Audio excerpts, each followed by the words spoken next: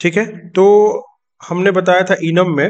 आज चलते हैं हम, आप सीखेंगे कि इनम विद क्लास में कैसे इनम का यूज होता है, ठीक है ना। तो बहुत ही आसान है। आज आपका जावा बेसिक कंप्लीट हो जाएगा, ठीक है। और आज का है डे 40।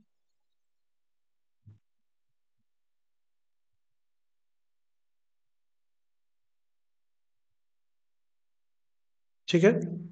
और इसमें हम cmd कोड स्पेस डॉट, और अब हम सीखेंगे इनम का यूज हम क्लास के साथ कैसे करते हैं। एक बार चलते हैं हम और यहां लिखेंगे इनम, ठीक है। और ऐसे क्लास का मतलब हो गया CLASS, इनम क्लास डॉट जावा, यानी इनम का यूज हम क्लास के साथ कैसे करेंगे। तो एक बार हम लिख लेते हैं यहाँ पे क्लास, और यहाँ लिख लेंगे इनम CLASS क्लास। और उसी के साथ साथ हम लिख लेते हैं public static void main,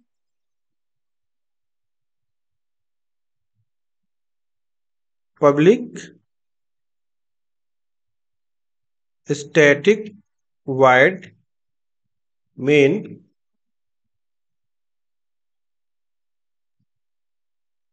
and string arguments.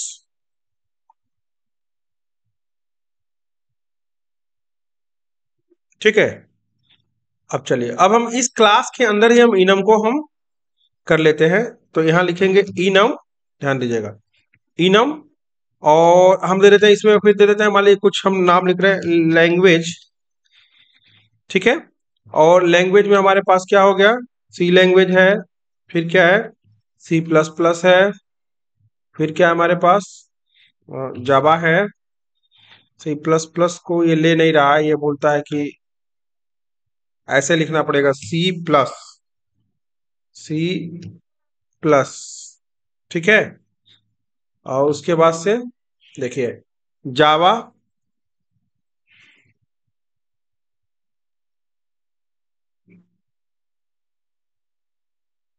ठीक है। और फिर हमने दे दिया आपका पाइथन, और दे दिया यहाँ पे मान के चलिए कि PHP, ठीक है। तो बहुत सारा हो गया आपका। अब हमको करना क्या है कि अब PHP हो गया, यहाँ पे हम सेमीकोलन नहीं लगाएंगे। अब चलते हैं इसका यूज देखते हैं कि यूज कैसे होगा। तो हम क्या कहते हैं, वेरिएबल, हम इनम का वेरिएबल पहले क्रिएट करेंगे। तो पहले चलते हैं हम क्रिएट कर लेते हैं, क्रिएट इनम वेरिएबल, ओके। तो ये हो जाएगा आपका, यहाँ लिख दिया हमने मान लीजिए कि लैंग्वेज, जो हमारा इनम है, इनम को हम पहले हम एक्सेस करेंगे लैंग्वेज, और इसका एक वेरिएबल बना लेंगे। तो यहाँ लिख देते हैं लैंगवेर, मतलब लैंग्वेज का वेरिएबल बना रहे हैं। तो हमने लिख दिया, या माई लैंग्वेज लिख देते हैं, इसका variable my lang equal to, ठीक है। अब ये हो जाएगा लैंग्वेज डॉट, जैसे मान लीजिए हमने लिखा C+, ध्यान दीजिएगा, लैंग्वेज डॉट C+। अब हमको आगे क्या करना है कि अब हमको प्रिंट करना है, तो हम इस वेरिएबल को प्रिंट कर लेंगे माई लैंग को। तो हम यहाँ लिखेंगे system dot out dot print L, और यहाँ दे देंगे माई लैंग्वेज। तो ये हमारा प्रिंट हो जाएगा। तो हम उस दिन बताए थे कि हम नॉर्मल हमने यूज किया था कैसे, हम एक्सेस कर लिए थे क्लास के अंदर। एक क्लास के बाहर हमने क्या किया था कि इनम को हम डिक्लेयर करके और उसको हम एक्सेस कर लिए थे। और अभी हमने बताया कि क्लास के अंदर में कैसे इनम को, इन्यूमरेशन को कैसे देखे थे। यहाँ C+ आ गया। अगर मान लीजिए कि अगर हम यहाँ पे चेंज कर दें, डॉट यहाँ पे हटा के लिख दें अगर क्या पाइथन, ठीक है, तो ये हमारा चेंज हो जाएगा, ठीक है, ये पाइथन हो गया। ऐसे हम चेंज कर सकते हैं, ओके। अब अगला क्या है कि अगला हमारा ये होगा, टारगेट ये होगा कि हम स्विच केस में, ये बहुत इंपॉर्टेंट, ध्यान दीजिएगा, इनम का यूज स्विच केस में कैसे करेंगे। तो हम एक बार चलते हैं, एक प्रोग्राम और बना लेते हैं। ये तो नॉर्मल था कि हमने क्लास के अंदर में बनाया। अब हम चलेंगे कि देखेंगे इनम का यूज हम स्विच केस के साथ कैसे करेंगे। तो लिख देते हैं इनम, ठीक है, SWITCH स्विच डॉट जावा, तो अब चलेंगे यहाँ पे लिख देंगे इनम का यूज कर रहे हैं,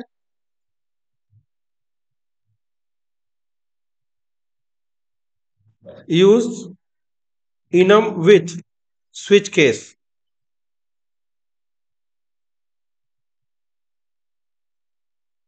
स्विच केस, ठीक है।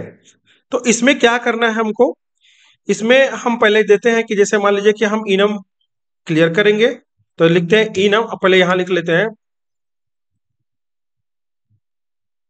Public static wide main and हो गया है आपका स्ट्रिंग आर्गुमेंट्स,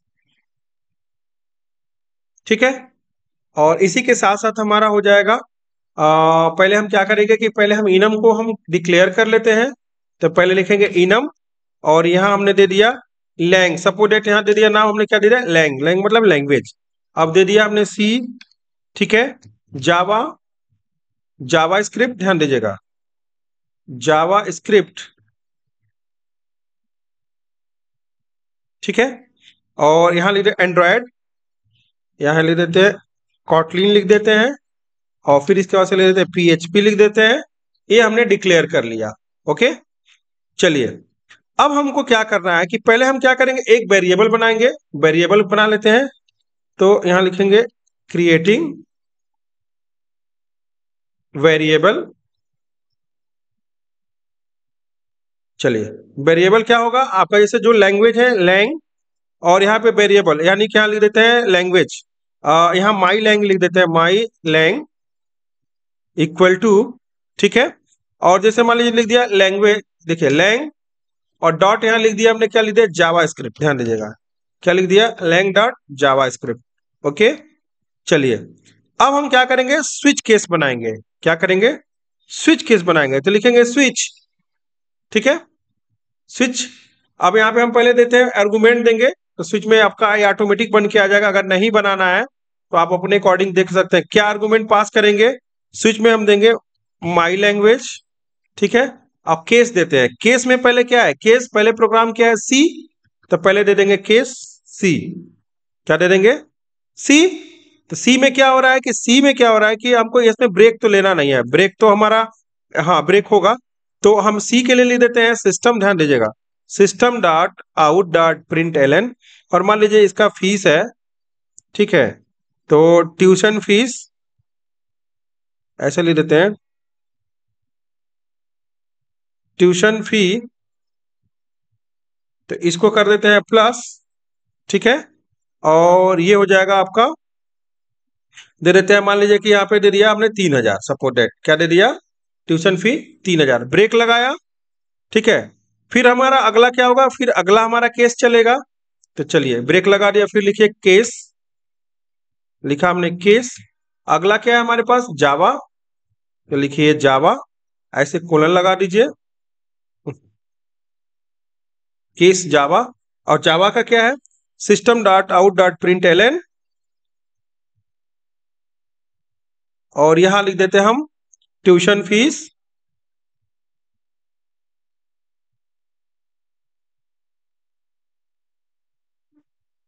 ठीक है। और यहां प्लस कर दिया हमने क्या, मान लीजिए 6,000 कर दिया। चलिए, फिर अगला केस हमने क्या किया, फिर लिखिए केस, अगला क्या है जावा स्क्रिप्ट, ठीक है, केस जावा स्क्रिप्ट। और इसमें होगा आपका, मान के चलिए हमने दे दिया system dot out dot print L N, और ये हमने दे दिया ट्यूशन फीस 9,000,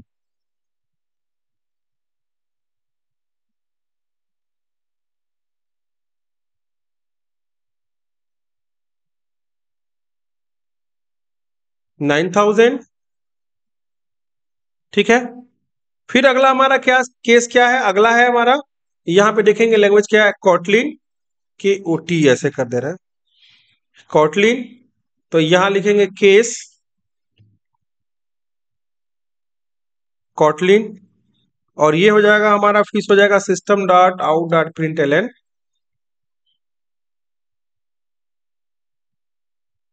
ठीक है। ट्यूशन फीस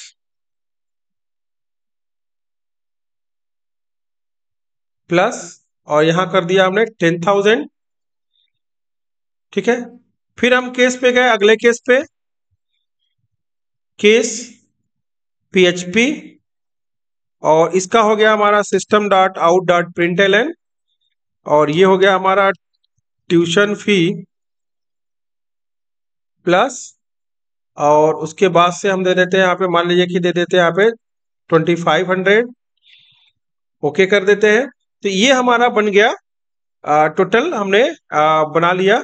और सब जगह हम ब्रेक लगाते जाएंगे, एक जो ही क्लियर होगा तो उसके बाद क्या करेंगे, हम ब्रेक लगाते जाएंगे, ब्रेक लगाते जाएंगे, ब्रेक लगाते जाएंगे। तो और डिफॉल्ट में हम क्या करें, डिफॉल्ट के बाद भी हम क्या करेंगे, कुछ ऐसा प्रिंट करवा देंगे जो हमारा आउटपुट, जैसे गलत हो तो आउटपुट है, तो ब्रेक सिस्टम हम सब जगह लगा देते हैं, अगर जो सही होगा वहीं पे ब्रेक ले लेगा। तो ब्रेक हमारा यहाँ हो गया, ब्रेक हमारा यहाँ हो गया, जहां जो कंडीशन है उसकी ट्रू जहां मिल जाएगी वहां पे क्या होगा, ब्रेक हो जाएगा। और डिफॉल्ट में क्या होगा, तो डिफॉल्ट में हमारा प्रिंट होगा कि ये कर देते हैं कि यहां से ब्रेक लग जाए, डिफॉल्ट में प्रिंट क्या हो जाए, system dot out dot println कि no course define, no course define, कोई कोर्स डिफाइन नहीं है। ठीक है, तो ये हमारा प्रिंट हो जाए। एक बार इसको रन करते हैं, तो हमने क्या लिया है, लैंग्वेज डॉट जावा स्क्रिप्ट। तो लैंग्वेज डॉट जावा स्क्रिप्ट में देखिए, जावा स्क्रिप्ट में कितना ट्यूशन फीस है, 9,000। कितना है देखिए, 9,000। तो जो ही हम यहाँ पे लैंग्वेज डॉट यहाँ जावा अगर करेंगे, सपोज डेट लैंग्वेज डॉट जावा करेंगे, ठीक है, इसको सेव कर लेंगे, रन कराएंगे, तो जो जावा का फीस देखिए, ट्यूशन फीस कितना है, 6,000। तो हमारा उस केस के अकॉर्डिंग आ जाएगा। ठीक है, और मान के चलिए कि अगर वाले ये PHP किया, तो यहाँ पे कर दिया, अगर हमने PHP, ये देखिए सेव किए और रन किया, तो PHP का जो फीस होगा ये आ जाएगा। तो ये इन्यूमरेशन है कि ई नम का हमने यूज किया, किसके अकॉर्डिंग, हमने ई नम का यूज कर लिया, एक स्विच केस के अकॉर्डिंग हमने ई नम का यूज किया। ठीक है, तो ये कहलाता है इनम का यूज करना। अब देखिए अगला हमारा जो होगा, ठीक है, तो हम इनम का यूज कैसे कर सकते हैं, अगला हम करेंगे जैसे वेक्टर। अब हम आपको बताएंगे कि कैसे हम वेक्टर में इसका यूज करते हैं। ठीक है, अब ऐड कैसे करते हैं, एक बार ध्यान, इसमें ध्यान दीजिएगा, एक चीज और आपको पता चलेगा कि इंटरफेस क्या होता है। इनम इंटरफेस ये भी बहुत ही इंपॉर्टेंट चीज है, तो इसमें वेक्टर का यूज किया जाता है। तो एक बार हम इंटरफेस भी बता देते हैं कि इनम इंटरफेस क्या होता है। तो यहाँ चलते हैं, यहाँ लिखेंगे इनम, INTERFACE, इंटरफेस डॉट जावा। तो इनम इंटरफेस भी समझ लीजिए। तो यहाँ लिख दिया हमने public static wide main string arguments.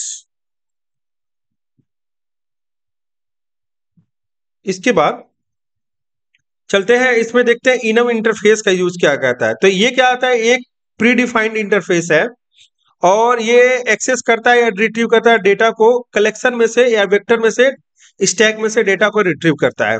ठीक है, इसमें दो मेथड होता है, हैज मोर एलिमेंट्स और नेक्स्ट एलिमेंट, दो चीजें होती हैं। इसकी सबसे इंपॉर्टेंट दो चीजें हैं। पहला क्या है, इसमें दो चीजें इंपॉर्टेंट है, तो यहां लिख देते हैं कि क्या होता है, ये आपका है इन्यूमरेशन इंटरफेस।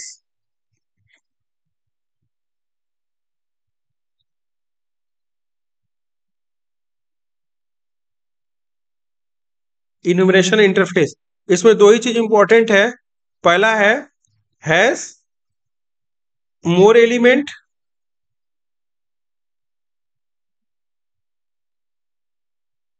का उपयोग करेंगे, और दूसरा यूज करेंगे हम नेक्स्ट एलिमेंट का यूज करेंगे, next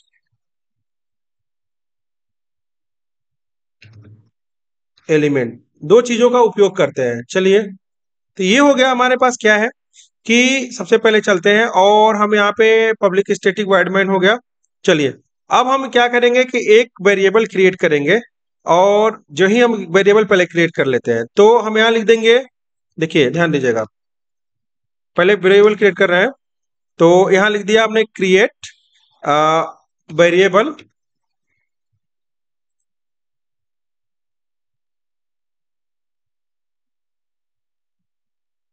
create variable of enumeration. ठीक है,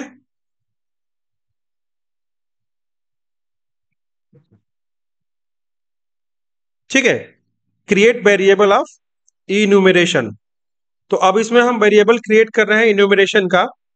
तो यहां पे लिखा हमने, देखिएगा ध्यान दीजिएगा, ई, ठीक है। अब वेक्टर है तो देखिए इन्यूमरेशन होता है, ठीक है ना, ध्यान दीजिए इन्यूमरेशन जो ही करेंगे, देखिए यहाँ पे लिख देगा import java dot यूटिल dot enumeration, ठीक है, ये ऑटोमेटिक आ जाएगा।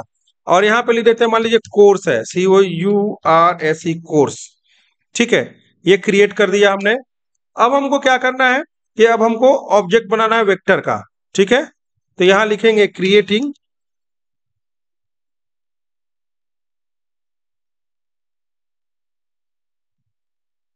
Object of vector.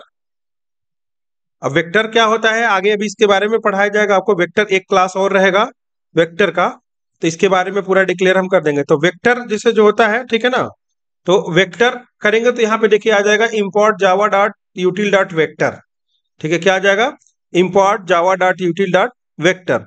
तो वेक्टर में हम दे देंगे कोर्स नेम, क्या दे देंगे, कोर्स नेम, ठीक है। तो ये हो गया course name equal to new vector, object बनाना है तो इस वेक्टर का नया, सॉरी न्यू, ठीक है, वेक्टर, ठीक है, ये हो गया। तो वेक्टर क्या है, वेक्टर एक को हमने कॉल किया और उसका एक हमने ऑब्जेक्ट बना लिया, उस क्लास का, vector class pre defined class है, उसको हमने इंपोर्ट किया और उसका हमने क्या किया, एक नया ऑब्जेक्ट बना लिया, ठीक है। और अब हम डाटा को ऐड करेंगे, adding data in vector, vector अब कैसे करेंगे ध्यान दीजिएगा, कोर्स का नाम जो है, ध्यान दीजिए ये कोर्स का नाम है ना, तो यहां लिखेंगे कोर्स नेम डॉट एड, ठीक है, क्या लिखेंगे, कोर्स नेम डॉट एड। अब यहां डबल कोट में लिख दीजिए सी, जैसे मैंने हमारे हमने क्या लिखा, लैंग्वेज सी, तो इसको हम ऐड कर दिए सी, ठीक है, कोर्स नेम डॉट एड। और ये हो गया कोर्स डॉट, नहीं कोर्स नेम, यहाँ पे है कोर्स COUR वेक्टर है ना, तो ये होगा कोर्स नेम डॉट एड, हाँ इसके साथ ऐड का, और इसमें हम भर देंगे सी, हो गया। फिर होगा हमारा कोर्स नेम डॉट एड, ठीक है, जावा। फिर हम कोर्स नेम दे देते हैं फिर C++, course name dot add, और यहां कर देते हैं हम C++,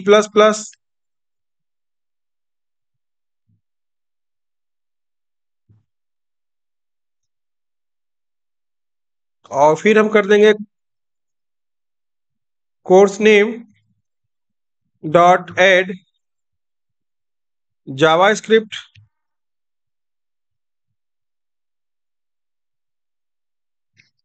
ओके। तो ऐसे चार ठो सब्जेक्ट हमने इसमें ऐड कर दिया। अब आगे क्या करना है कि अब हम चलते हैं वेक्टर में, हम क्या करेंगे, पास करेंगे vector data to into information. अब हम चलिए पास करते हैं, तो यहां लिखेंगे पासिंग डेटा, ठीक है, वेक्टर डेटा टू इन्यूमरेशन,